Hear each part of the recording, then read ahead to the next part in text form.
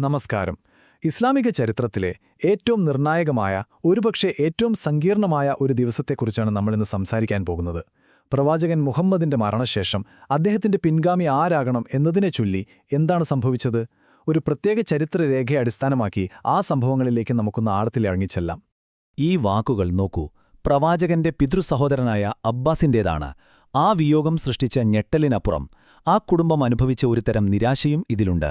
ഖിലാഫത്ത്, അതായത് നേതൃത്വം, തങ്ങളുടെ കുടുംബമായ ബനു ഹാഷിമിൽ നിന്നും, പ്രത്യേകിച്ചും പ്രവാചകന്റെ മരുമകനായ അലിയിൽ നിന്നും കൈവിട്ടു പോകുമെന്ന് താൻ കരുതിയിരുന്നില്ല എന്നാണ് അദ്ദേഹം പറയുന്നത്. ആ ഒരു ഞെട്ടലിൽ നിന്നാണ് ഈ കഥയുടെ തുടക്കം. അപ്പോ പ്രവാചകന്റെ അന്ത്യകർമ്മങ്ങൾ അതൊരു പുണ്യമായ കടമയായിരുന്നു. ആ സമയത്ത്, അതായത് പ്രവാചകന്റെ മരണശേഷമുള്ള ആദ്യ മണിക്കൂറുകളിൽ, അദ്ദേഹത്തിന്റെ ഏറ്റവും വിശ്വസ്തനും മരുമകനുമായ അലി മറ്റൊരു തിരക്കിലായിരുന്നു. പ്രവാചകൻ തന്നെ ഏൽപ്പിച്ച ഒരു അവസാനത്തെ, വളരെ പ്രധാനപ്പെട്ട ഒരു ഉത്തരവാദിത്തം നിറവേറ്റുകയായിരുന്നു അദ്ദേഹം. അതായത് പ്രവാചകന്റെ നിർദ്ദേശങ്ങൾ വളരെ വ്യക്തമായിരുന്നു. അലി മാത്രമേ ആ അന്ത്യകർമ്മങ്ങൾ ചെയ്യാൻ പാടുള്ളൂ. മറ്റാരെങ്കിലും പ്രവാചകന്റെ സ്വകാര്യ ഭാഗങ്ങൾ കണ്ടാൽ അവരുടെ കാഴ്ച വരെ നഷ്ടപ്പെടുമെന്നു പറഞ്ഞിരുന്നു. ഇതിന് സഹായിക്കാൻ ജിബ്രിൽ മാലാഖയും മറ്റു മാലാഖമാരും ഉണ്ടാകുമെന്നും പ്രവാചകന്റെ വസ്ത്രം പോലും ശരീരത്തിൽ നിന്നും മാറ്റരുതെന്നും നിർദ്ദേശമുണ്ടായിരുന്നു. അപ്പോ ഇതൊരു സാധാരണ ചടങ്ങല്ല, മറിച്ച് തികച്ചും ദൈവികമായ ഒന്നായിട്ടാണ് ഈ രേഖയിൽ പറയുന്നത്. ശരിക്കും അലിയും പ്രവാചകന്റെ കുടുംബവും ഈ ഒരു വിശുദ്ധ കർമ്മത്തിൽ മുഴുകിയിരിക്കുമ്പോഴാണ് പുറത്ത് അധികാരത്തെ ചൊല്ലിയുള്ള കരുനീക്കങ്ങൾ തുടങ്ങുന്നത്. അവർ ഈ രാഷ്ട്രീയ ചർച്ചകളിൽ നിന്നൊക്കെ പൂർണ്ണമായും മാറി നിൽക്കുകയായിരുന്നു ആ നിമിഷങ്ങളിൽ. അങ്ങനെയിരിക്കെയാണ് ഒരു ഖിലാഫത്ത് രൂപപ്പെടുന്നത്. സഖീഫയിലെ യോഗം. അലി പ്രവാചകന്റെ അന്ത്യകർമ്മങ്ങളിൽ മുഴുകിയിരിക്കുമ്പോൾ പുറത്തെന്താണ് സംഭവിച്ചുകൊണ്ടിരുന്നത്? അടുത്ത ഭരണാധികാരി ആരാകണം എന്നതിനെക്കുറിച്ച് വലിയ ചർച്ചകളും തർക്കങ്ങളും നടക്കുകയായിരുന്നു. അൽ ബറാ ഇബ്നു ആദിബ് എന്ന ഒരു സഹാബി ആ ദിവസങ്ങളിലെ ഒരു തരം ആശയക്കുഴപ്പവും പേടിയും നിറഞ്ഞ അന്തരീക്ഷത്തെക്കുറിച്ച് ഈ രേഖയിൽ വിവരിക്കുന്നുണ്ട്. ആ ആദ്യ മണിക്കൂറുകൾ ശരിക്കും നിർണായകമായിരുന്നു. ഒന്ന് നോക്കൂ, പ്രവാചകന്റെ മരണം സംഭവിക്കുന്നു. സമൂഹം ഒന്നടങ്കം ദുഃഖത്തിലാണ്. അതേസമയം പ്രവാചകന്റെ വീട്ടിൽ അലിയും കൂട്ടരും അന്ത്യകർമ്മങ്ങൾ തുടങ്ങിയിട്ടേയുള്ളൂ. എന്നാൽ ഇതിന് സമാന്തരമായി സഖീഫ എന്ന സ്ഥലത്ത് ഒരു രാഷ്ട്രീയ യോഗം ചേരുന്നു, പിൻഗാമിയെ തിരഞ്ഞെടുക്കാനായി. വളരെ പെട്ടെന്ന് തന്നെ അബൂബക്കറിനോട് ബയത്ത്, അതായത് കൂറ് പ്രഖ്യാപിക്കാൻ ആളുകളെ കൊണ്ടുവരുന്നു. ഇഷ്ടമുണ്ടെങ്കിലും ഇല്ലെങ്കിലും അവരെക്കൊണ്ട് അത് ചെയ്യിപ്പിച്ചു എന്നാണ് ഈ രേഖ പറയുന്നത്. അപ്പോൾ ഒരു വശത്ത് സ്വകാര്യമായ ദുഃഖാചരണം, മറുവശത്ത് അതിവേഗത്തിലുള്ള ഒരു രാഷ്ട്രീയ നീക്കം. ഇങ്ങനെ രണ്ട് കാര്യങ്ങളാണ് ഒരേ സമയം നടക്കുന്നത്. അങ്ങനെ പുതിയ നേതൃത്വം നിലവിൽ വന്ന ശേഷം അവരൊരു നീക്കം നടത്തി. അവർ നേരെ പ്രവാചകന്റെ പിതൃവ്യനായ അബ്ബാസിന്റെ അടുത്തേക്ക് ചെന്നു. ഒരു ഓഫറുമായിട്ടാണ് പോയത്. എന്താണ് ഓഫർ? അബ്ബാസിനും മക്കൾക്കും ഈ പുതിയ ഖിലാഫത്തിൽ ഒരു പങ്ക് തരാം. ഒരുപക്ഷേ അലിയുടെ അവകാശവാദത്തെ ദുർബലമാക്കാൻ അദ്ദേഹത്തിന്റെ അമ്മാവനെ കൂടെ നിർത്താനുള്ള ഒരു ശ്രമമായിരിക്കാം അത്. പക്ഷേ അബ്ബാസ് അത് നിരസിച്ചു. അദ്ദേഹം പറഞ്ഞത് വളരെ വ്യക്തമായിരുന്നു.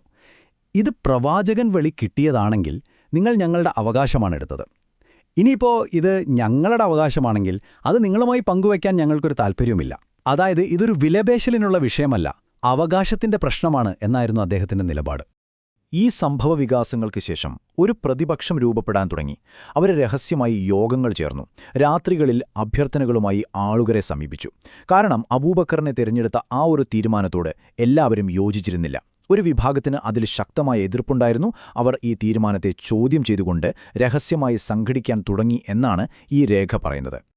അപ്പോൾ ആരായിരുന്നു ഈ ആദ്യത്തെ എതിർപ്പുകാർ? ഈ രേഖയനുസരിച്ച് മിഖ്താദ്, അബൂദർ, സൽമാൻ, അമ്മാർ ഇബ്നു യാസർ, ഹുദൈഫ, സുബൈർ ഇബ്നുൽ അവ്വാം തുടങ്ങിയ പ്രമുഖരായിരുന്നു അവർ. ഇവർ ഉബൈ ഇബ്നു കഅബിനെ പോലുള്ള മറ്റു പ്രധാനികളെ സമീപിച്ച് ഉപദേശം തേടാൻ ശ്രമിച്ചു.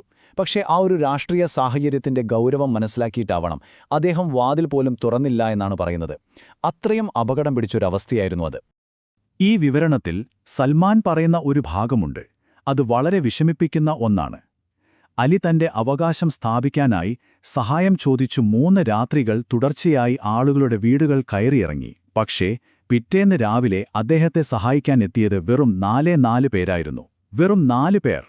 അങ്ങനെയിരിക്കെ പള്ളിയിൽ വെച്ചൊരു നിർണായക സംഭവം നടക്കുകയാണ്. അവിടെയാണ് ഈ ചോദ്യം വരുന്നത്. ആരായിരുന്നു പള്ളിയിലെ മിമ്പറിൽ വെച്ച് പുതിയ ഖലീഫയ്ക്ക് ആദ്യമായി ബയ്യത്ത്, അതായത് കൂറ് പ്രഖ്യാപിച്ചത്? സൽമാൻ ആ കാഴ്ച വിവരിക്കുന്നത് ഇങ്ങനെയാണ്. ഒരു വൃദ്ധൻ ഒരു വടിയിലൂന്നി കരഞ്ഞുകൊണ്ട് മുന്നോട്ടു വന്നു. എന്നിട്ട് അബൂബക്കറിനോട് കൈ നീട്ടാൻ ആവശ്യപ്പെട്ടു. സൽമാൻ ആ രൂപം കണ്ടപ്പോൾ വല്ലാത്ത അസ്വസ്ഥത തോന്നി. പ്രവാചകന്റെ മരണത്തിൽ ആ വൃദ്ധൻ ശരിക്കും സന്തോഷിക്കുന്നതുപോലെയാണ് അദ്ദേഹത്തിന് തോന്നിയത്. അപ്പോഴാണ് അലി ആ വൃദ്ധനെ തിരിച്ചറിഞ്ഞു എന്ന് ഈ രേഖ പറയുന്നത്. ആരായിരുന്നു അത്? അത് ഇബ്ലീസായിരുന്നു. അല്ലാഹു അവനെ ശപിക്കട്ടെ. ഇതൊരു ഞെട്ടിക്കുന്ന വെളിപ്പെടുത്തലാണ്. അതായത് ആദ്യമായി ബയ്യത്ത് ചെയ്തത് സാക്ഷാൽ സാത്താനായ ഇബ്ലീസാണെന്നാണ് ഈ വിവരണം അവകാശപ്പെടുന്നത്. അതിലൂടെ ഈ പുതിയ ഖിലാഫത്തിന് തുടക്കം മുതലേ ഒരു പൈശാചികമായ അംഗീകാരം കിട്ടിയെന്ന് പ്രതീകാത്മകമായി സ്ഥാപിക്കുകയാണിവിടെ. ഇനി നമ്മൾ ഈ കഥയുടെ ഏറ്റവും സംഘർഷഭരിതമായ ഒരു ഘട്ടത്തിലേക്കാണ് കടക്കുന്നത്. വാതിൽപ്പടിയിലെ ആ ഏറ്റുമുട്ടൽ. അലി പുതിയ ഖലീഫയെ അംഗീകരിക്കാതെ വീട്ടിൽ തന്നെ തുടർന്നപ്പോൾ അദ്ദേഹത്തെ നിർബന്ധിച്ച് പുറത്തു കൊണ്ടുവരാൻ ഒരു ശ്രമം നടന്നു. ഈ രേഖയനുസരിച്ച് ഉമർ കുറച്ച് ആളുകളുമായി വിറകുമേന്തി അലിയുടെ വീടിനു മുന്നിലെത്തി. എന്നിട്ട് പറഞ്ഞു, അല്ലാഹുവാണ് സത്യം, അലി ഒന്നുകിൽ പുറത്തു വന്ന് ബയ്യത്ത് ചെയ്യുക, അല്ലെങ്കിൽ ഞങ്ങൾ നിങ്ങളുടെ വീട് കത്തിക്കും. ഇതായിരുന്നു ആ ഭീഷണി.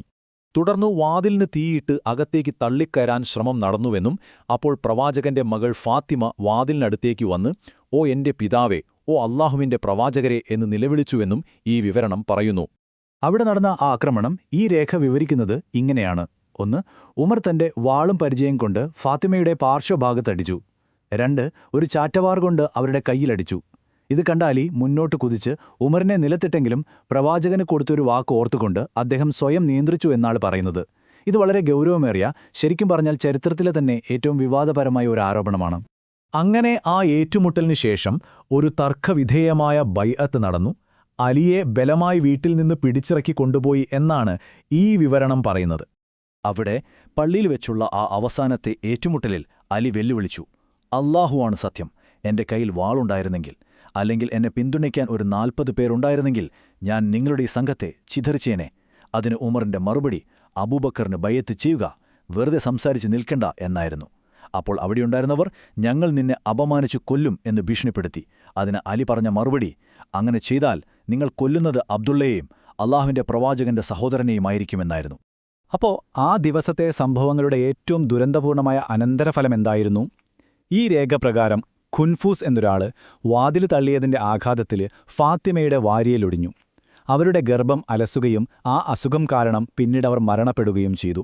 അതുകൊണ്ടുതന്നെ അവരുടെ മരണത്തെ ഒരു രക്തസാക്ഷിത്വമായാണ് ഈ വിവരണം കാണുന്നത്. അങ്ങനെ ഈ വിവരണത്തിന്റെ പ്രതിധ്വനി ഇന്നും നിലനിൽക്കുന്ന ഒരു വലിയ ഭിന്നതയാണ്. പ്രവാചകന്റെ മരണശേഷം നടന്ന ഈ സംഭവങ്ങളെക്കുറിച്ചുള്ള ഈ ഒരു പ്രത്യേക ആഖ്യാനം ഇസ്ലാമിക ലോകത്തുണ്ടായ ഏറ്റവും വലിയ പിളർപ്പിന് തന്നെ അടിസ്ഥാനമായി മാറി. ആ ഭിന്നതയുടെ അലയൊലികൾ ഇന്നും നമുക്ക് കാണാൻ കഴിയും. ഇവിടെയാണ് നമ്മൾ ആലോചിക്കേണ്ട ഒരു ചോദ്യം വരുന്നത്. എങ്ങനെയാണ് ഒരൊറ്റ ദിവസത്തെ സംഭവങ്ങളെക്കുറിച്ചുള്ളൊരു കഥ 1000-ലേറെ വർഷങ്ങളായി കോടിക്കണക്കിന് മനുഷ്യരുടെ വിശ്വാസത്തെയും അവരുടെ ഐഡന്റിറ്റിയെയും രൂപപ്പെടുത്തുന്നത്? ഈ കഥയുടെ ശക്തി അവിടെയാണ്. ചരിത്രത്തിലെ ഏറ്റവും വലിയൊരു പിളർപ്പിന് അത് നൽകുന്ന വിശദീകരണത്തിലാണ്. എന്തായിരുന്നു യാഥാർത്ഥ്യമെന്നതിലുപരി എന്തായിരിക്കണമായിരുന്നു എന്നൊരു വിശ്വാസത്തിന്റെ കഥ കൂടിയാണത്.